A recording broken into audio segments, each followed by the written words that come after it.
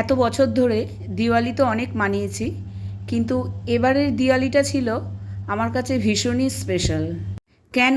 তাহলে চলো দেখিয়ে দিই আজকে। দিওয়ালিতে ছিল আমার জন্মদিন। প্রতি বছর যেভাবে আগের দিন রাত 12টায় কেক কাটা হয়, এবছরও কিন্তু সেটাই হয়েছিল। কিন্তু এবারে নিচে কালী পুজো দিতে গিয়ে কিভাবে সবাই জেনে গেছিল আমার জন্মদিন। মাঠের মধ্যে আবারও দ্বিতীয়বার কেক কাটার জন্য তোড়জোড় শুরু হয়ে গেল। অত রাত্রে সমস্ত দোকানপাট বন্ধ। অনলাইনে কেক অর্ডার করা হলো। পুজো মণ্ডপে একদিকে তখন পুজো চলছে, আরেকদিকে বক্সে আমার জন্য হ্যাপি বার্থডে সং চালানো হচ্ছে, ঠিক যেভাবে বাচ্চাদের জন্মদিনে চালানো হয়। আর পোশাকের দিকে তোমরা যেও না, যে যেভাবে পোশাক পরেছিল তাকে সেভাবেই ঘর থেকে তুলে আনা হয়েছে। এক কথায় সবাই ছিল ভীষণ খুশি, আর এই জন্মদিনটা আমি কোনোদিনও ভুলব না। সব থেকে আমি বেশি খুশি ছিলাম যে আমার দুর্গামা আমার বাড়িতে এসেছে। কে জানো আমার দুর্গামা? আমার দুর্গামা হচ্ছে আমার মা। আমার মাকে আমি কেন দুর্গামা বলি জানো? বলছি, রেসিপিটা একটু বলে দিই। এখানে আমি যেহেতু নিরামিষ রেসিপি বানাবো আজকে, সেই জন্য সবার প্রথমেই আমি কাঁচা লঙ্কা আর আদার একটা পেস্ট করে রাখছি, আর একটা টমেটোর পেস্ট করে রাখছি। কিছুদিন আগে যখন মা দুর্গার পুজো হয়েছিল, তখন আমরা প্রত্যেকে কিন্তু ভীষণ আনন্দে ছিলাম। মনের মধ্যে একটা এমনই একটা আনন্দ, সেটা হয়তো ভাষায় প্রকাশ করা যায় না। সেই আনন্দটাকে ভাষায় প্রকাশ করার মতো ভাষা আমার কাছেও নেই। কিন্তু আমি এটা একদিন বুঝতে পেরেছিলাম, অনেক দিন আগে আমার মা যখন আমার বাড়িতে আসে, তখন কিন্তু আমার মনের ভেতর একটা আনন্দ হয়। সেই আনন্দটা কী সেটা আমি বুঝতে পারতাম না আগে, কিন্তু একসময় আমি বুঝতে পারলাম, ঠিক দুর্গা পুজোর সময় যে আনন্দটা আমাদের আগে থেকেই মনে আসে, ঠিক আমার মা আসলে সেই আনন্দটাই হয়। আর আমার মা যখন চলে যায় আমার বাড়ি থেকে, তখন কিন্তু ঠিক দশমীর দিন আমাদের মনের অবস্থা যেটা হয়, সেই রকম মনের অবস্থায় কিন্তু আমার থাকে। আর এটা কিন্তু আমার সাথে প্রতিবারই ঘটে থাকে। সেই জন্য আমার মাকে আমি দুর্গা মা বলি। দিওয়ালির দিন আমি সেই দুর্গা মায়ের জন্যই সমস্ত রান্নাগুলো করেছিলাম। একটা রেসিপি ছাড়া সবকটা রেসিপি তোমাদের সাথে শেয়ার করেছি। চলো তাহলে দেখে নেওয়া যাক আমি আমার মায়ের জন্য কী কী সেদিন রান্না করেছিলাম। এতক্ষণে কিন্তু আমি আদা আর কাঁচা লঙ্কার একটা পেস্ট বানিয়ে ফেলেছি, আর দুটো টমেটোর পেস্ট বানিয়ে ফেলেছি, আর 6 থেকে 7টা আলু সেদ্ধ করে তার খোসাটাও ছাড়িয়ে রেখেছি। এখানে আমি নিয়ে নিয়েছি প্রায় 800 গ্রাম মতো গোবিন্দভোগ চাল। আমি আজকে বানাবো হলুদ পোলাও, বা এটাকে আমরা অনেকে বাসন্তী পোলাও বলে থাকি। চালটাকে আমি আগে থেকেই ভালো করে ধুয়ে জল ঝরিয়ে রেখেছি। চালের মধ্যে প্রথমেই আমি দিয়ে দিচ্ছি 2 টেবিল স্পুন নুন, 1 টেবিল স্পুন হলুদ, 1 টেবিল স্পুন জিরে গুঁড়ো, 1 টেবিল স্পুন গোলমরিচ, 3 টেবিল স্পুন চিনি, আর দিয়ে দিচ্ছি আগে থেকে বেটে রাখা কাঁচা লঙ্কা আর আদার পেস্ট 3 টেবিল স্পুন, আর 2 টেবিল স্পুন ঘি। এবার সব কিছুকে একসাথে ভালো করে মেখে নিতে হবে। এই হলুদ পোলাও কিন্তু মিষ্টি মিষ্টি হয়, তবে নুন আর মিষ্টিটা আপনারা আপনাদের টেস্ট অনুযায়ী ব্যবহার করবেন। হলুদ পোলাও কিন্তু ঠাকুরের ভোগ হিসাবেও অনেক সময় দেওয়া হয়ে থাকে। আর এই পোলাওটা যেরকম আলুর দমের সাথে ভালো লাগে, সেরকম কিন্তু চিকেন অথবা মাটন সব কিছুর সাথেই কিন্তু খুব ভালো লাগে। আমি কিন্তু সব কিছুকে চালের সাথে ভালো করে মেখে নিয়েছি। এখানে আমি নিয়ে নিয়েছি একটা কড়াই, তার মধ্যে নিয়ে নিলাম 3 টেবিল স্পুন ঘি। ঘিটা ভালো করে গরম হয়ে গেলে এরপর একে একে মশলাগুলো আমি এর মধ্যে অ্যাড করে দেবো। প্রথমে দিয়ে দিচ্ছি প্রায় 6 থেকে 7টা তেজপাতা, 6 থেকে 7টা দারচিনি, 10 থেকে 12টা লবঙ্গ, 5 থেকে 6টা এলাচ, আর 10 থেকে 12টা গোলমরিচ। মশলাটা প্রায় 10 থেকে 15 সেকেন্ড ভালো করে ফ্রাই করে নিয়ে এর মধ্যে দিয়ে দেব আমি 1 মুঠো কাজু বাদাম আর 1 মুঠো কিশমিশ। এই সময় কিন্তু গ্যাসের ফ্লেমটাকে আমি লো টু মিডিয়ামে রেখেছি। কাজু বাদাম আর কিশমিশটা হালকা ব্রাউন কালার হয়ে গেলে এর মধ্যে আমি দিয়ে দেব মেখে রাখা গোবিন্দভোগ চালগুলোকে। চালগুলো কিন্তু কড়াইয়ের মধ্যে দেওয়ার পর ভালো করে কিন্তু চারিদিক থেকে নেড়ে নিতে হবে। এভাবে প্রায় 3 থেকে 4 মিনিট নাড়তে হবে। এই সময় কিন্তু গ্যাসের ফ্লেমটাকে আমি লো টু মিডিয়ামে রেখেছি। যদি অসুবিধা হয় একদম লো ফ্লেমেও কিন্তু এই কাজটা কিন্তু করা যায়, কোনো অসুবিধা নেই। চালটা নাড়তে নাড়তে কিন্তু আমি আরেক পাশে গরম জল বসিয়ে দিয়েছি। চালটাও কিন্তু আমার ভাজা হয়ে গেছে। দেখুন চালের মাঝখানটা কিন্তু ঠিক একটু সাদা সাদা মতো রং এসছে। ঠিক এই অবস্থায় আসলেই বোঝা যাবে যে চালটা আমাদের ভাজা হয়ে গেছে। এখানে আমি গরম জল ব্যবহার করছি। আমি এখানে যে কাপ মেপে চাল ব্যবহার করেছি সেই কাপ মেপেই কিন্তু জলটা ব্যবহার করছি। মানে 1 কাপ চাল নিলে জল নিতে হবে 2 কাপ। জলটা দেওয়ার পর কিন্তু ফ্লেমটাকে হাইতে রাখতে হবে।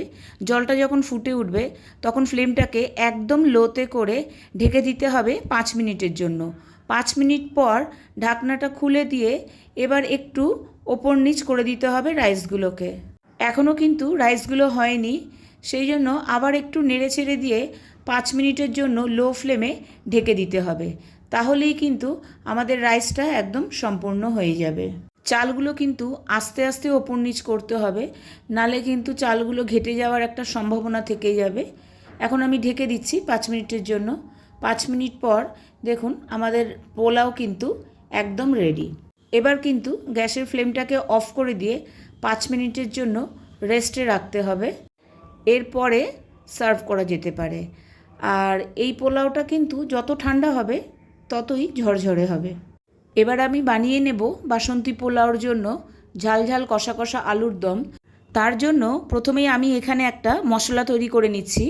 তার জন্য নিয়ে নিচ্ছি একটা বাটিতে 1 টেবিল স্পুন জিরে গুঁড়ো, 1 টেবিল স্পুন ধনে গুঁড়ো, হাফ টিস্পুন হলুদ গুঁড়ো, হাফ টিস্পুন কাশ্মীরি লাল লঙ্কার গুঁড়ো, হাফ টিস্পুন গোলমরিচ গুঁড়ো, আর আগে থেকে বেটে রাখা আদা রসুনের পেস্ট 3 টেবিল স্পুন। এবার একটু জল দিয়ে একটা স্মুথ পেস্ট তৈরি করে রাখছি, আর তার মধ্যে দিয়ে দিলাম হাফ টিস্পুন নুন। এবার একটা কড়াইতে 3 টেবিল স্পুন তেল নিয়ে নিলাম। প্রথমেই আমি আলুগুলোকে ভেজে নিচ্ছি, আর এখানে আমি সর্ষের তেল ব্যবহার করেছি, আপনারা চাইলে সাদা তেলও ব্যবহার করতে পারেন। ভাজার সময় এর মধ্যে দিয়ে দিলাম হাফ টিস্পুন নুন আর হাফ টিস্পুন হলুদ। এই সময় গ্যাসের ফ্লেমটাকে লো টু মিডিয়ামে রেখে আলুগুলোকে হালকা ব্রাউন করে ভেজে নিতে হবে। আলুগুলো কিন্তু প্রায় ভাজা হয়ে গেছে, হালকা রং হয়ে গেছে ব্রাউন কালারের। এবার আলুগুলোকে আমি তুলে রাখবো, আর সেম তেলের মধ্যেই আমি দিয়ে দেব 2 টুকরো করে নেওয়া একটা তেজপাতা, হাফ টিস্পুন সাদা জিরে, হাফ টিস্পুন হিং। ফোড়ন থেকে একটা সুন্দর গন্ধ বেরোলে তার মধ্যে দিয়ে দেব গোটা গরম মশলা। তার মধ্যে রয়েছে 2টো দারচিনি, 2টো এলাচ, একটুখানি জয়িত্রী, 4 থেকে 5টা গোলমরিচ, আর 4 থেকে 5টা লবঙ্গ। সব কিছুকে ভালো করে ফ্রাই করে নিয়ে দিয়ে দেব আগে থেকে তৈরি করে রাখা মশলাটাকে। এবার খুব ভালো করে মশলাটাকে কষিয়ে নিতে হবে লো টু মিডিয়াম ফ্লেমে। মশলা থেকে তেল ছাড়তে শুরু করলে তার মধ্যে দিয়ে দিতে হবে টমেটো পেস্ট। আমি কিন্তু এখানে 2টো টমেটো ব্যবহার করেছি। আবারও খুব ভালো করে কষিয়ে নিতে হবে। মশলাটা ভালো করে কষানো হয়ে গেলে এর থেকে তেল ছাড়তে শুরু করবে, তখনই এর মধ্যে আমি দিয়ে দেব 2 টেবিল স্পুন টক দই। আমার ভিডিওটা যদি ভালো লেগে থাকে অবশ্যই লাইক, শেয়ার এবং কমেন্ট করবেন। আবারও মশলাটাকে ভালো করে কষিয়ে নিতে হবে টক দইয়ের সাথে।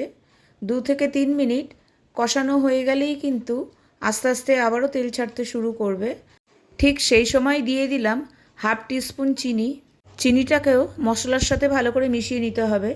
সব কিছুকে আরও একবার ভালো করে কষিয়ে নিয়ে এর মধ্যে দিয়ে দিলাম পরিমাণ মতো জল আর সেদ্ধ করে ভেজে রাখা আলুগুলোকে। বাসন্তী পোলাওর সাথে আলুর দম কিন্তু বেশ মাখামাখাই ভালো লাগে, তবে আপনারা চাইলে কিন্তু গ্রেভিটা আপনাদের পছন্দ মতো রাখতেই পারেন।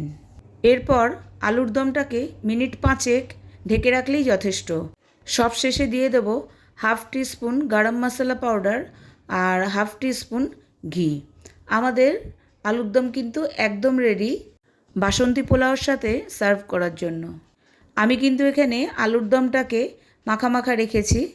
আলুর দমটা দেখতেও যতটা সুন্দর লাগছে, খেতেও কিন্তু ততটা ইয়ামি হয়েছে।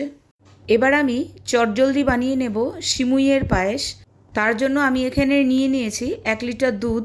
দুধটাকে প্রথমে জাল দিয়ে গরম করে নেব। দুধটা কিন্তু আমার জাল দেওয়া হয়ে গেছে। দুধটা ফুটতে ফুটতে আমি একটা তাওয়া নিয়ে নিচ্ছি। তার মধ্যে নিয়ে নিচ্ছি 1 টেবিল স্পুন ঘি। ঘিটা হালকা গরম হয়ে গেলে তার মধ্যে দিয়ে দিচ্ছি 1 মুঠো কাজু বাদাম, 1 মুঠো কিশমিশ। কাজু বাদাম আর কিশমিশগুলোকে হালকা ফ্রাই করে নিয়ে এর মধ্যে দিয়ে দিচ্ছি আমি সিমুইগুলোকে। এখানে আমি 1 লিটার দুধের জন্য হাফ কাপ সিমুই ব্যবহার করেছি। কাজু কিশমিশগুলো কিন্তু আমার ভাজা হয়ে গেছে। এখানে সিমুইগুলো দিয়ে লো ফ্লেমে কিন্তু সিমুইগুলোকে বেশ ব্রাউন করে ভেজে নিতে হবে। সিমুইটা কিন্তু হালকা লালচে করে আমার ভাজা হয়ে গেছে। আমার চ্যানেলের নতুন বন্ধু হয়ে থাকলে চ্যানেলটিকে সাবস্ক্রাইব করে আমার পাশে থাকার অনুরোধ রইল। এখানে আমি দিয়ে দিচ্ছি 1.5 কাপ বাতাসা। বাতাসার বদলে কিন্তু আপনারা চিনি অথবা মিছরিও ব্যবহার করতে পারেন। ভালো করে নেড়ে চেড়ে এর মধ্যে দিয়ে দেব half cup condensed milk. Condensed মিল্কটা দেওয়া হয়ে গেলে আবারও সব কিছুকে ভালো করে মিশিয়ে নিতে হবে। মেশানো হয়ে গেলে আগে থেকে ভেজে রাখা সিমুইগুলোকে এবার আমি অ্যাড করে দেবো। সিমুইগুলোকে অ্যাড করে দেওয়ার পর এর মধ্যে আমি দিয়ে দেবো হাফ টিস্পুন এলাচ গুঁড়ো। এলাচ গুঁড়ো দেওয়ার পর লো টু মিডিয়াম ফ্লেমে দুধটাকে কিন্তু আরও আমাদেরকে শুকিয়ে গাঢ় করে নিতে হবে। এভাবে নাড়তে নাড়তে যখন দুধটা শুকিয়ে আসবে তখনও কিন্তু তৈরি হয়ে যাবে আমাদের সিমুইয়ের পায়েস। দেখুন দুধটা কিন্তু একদম গাঢ় হয়ে গেছে। আমাদের সিমুইয়ের পায়েস কিন্তু সার্ভ করার জন্য একদম রেডি। এবার আমি সবার শেষে করে নেব এই বছরের প্রথম জলপাইয়ের চাটনি। তার জন্য কড়াইতে নিয়ে নিলাম 1 টেবিল স্পুন তেল, 1টা শুকনো লঙ্কা আর হাফ টিস্পুন সর্ষে। ফোড়ন থেকে সুন্দর গন্ধ বেরোলে তার মধ্যে দিয়ে দিলাম জলপাইগুলোকে আর দিয়ে দিলাম হাফ টিস্পুন নুন আর হাফ টিস্পুন হলুদ। ভালো করে নেড়ে চেড়ে তার মধ্যে দিয়ে দিলাম জল, আর জলটা ফুটে উঠলে এর মধ্যে দিয়ে দেব হাফ কাপ চিনি। এরপর জলটা ফুটে উঠলে জলপাইগুলো সেদ্ধ হয়ে গেলে তৈরি হয়ে যাবে আমাদের জলপাইয়ের চাটনি। চলুন এবার তাহলে থালিটা সাজিয়ে ফেলা যাক। আমার চ্যানেলের পুরনো বন্ধুদের জানাই অসংখ্য ধন্যবাদ। আজকে তবে এই পর্যন্তই। আবার দেখা হবে আরেকটি নতুন ভিডিওর সাথে। সবাই ভালো থাকবেন, সুস্থ থাকবেন। টাটা।